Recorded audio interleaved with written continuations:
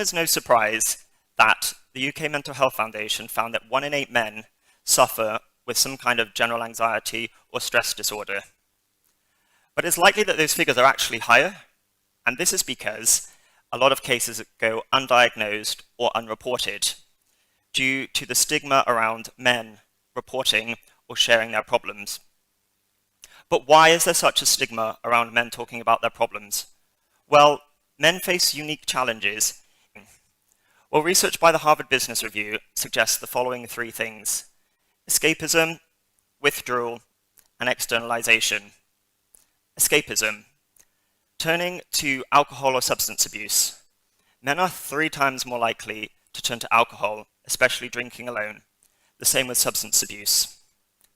Withdrawal. Cancelling plans, taking more sick days, not showing up to those school socials, not showing up to those work activities. But what can we do? What can we as a collective do to support men in their mental health journey? Well, I think there are 3 key ways that we can support them. The first is recognizing that it starts with a conversation.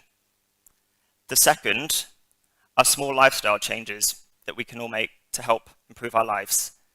And the final one is recognizing that men's mental well-being is a societal issue, not just an issue for men. So let's start with the first one. It starts with a conversation. One of the most common themes amongst men who are struggling with their mental health is how lonely and isolated they felt from the people, places, and networks around them.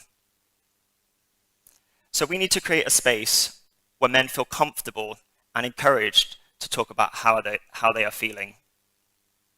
How can we do this? Well, a mate or a family member who you think they've been a bit quiet. I've not heard from them in a while. Why do they keep cancelling the plans? Well, reach out to them, send them a text message, give them a phone call, FaceTime them. It can make all the difference. Small lifestyle changes. We can all make these small lifestyle changes which will have a huge positive impact in our lives. Many men who have gone through periods of crisis and built themselves back up have tried these. They have helped me, and I hope that they may help you too. These include cutting down on alcohol.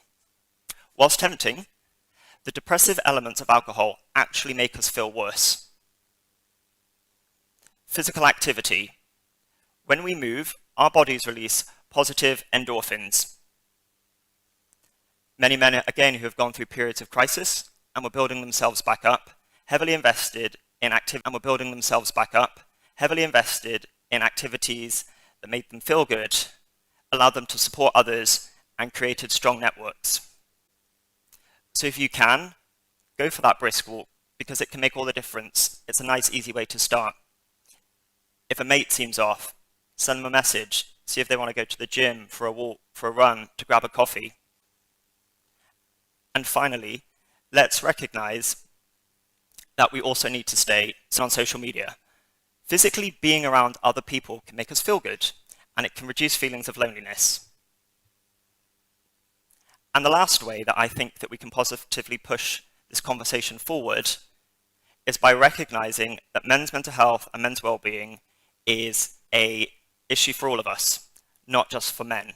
We all have a role to play in pushing this agenda forwards. So how can we do that? Well, we can start by challenging gender stereotypes. We can let men know that there are resources available to them to talk about, to share their problems.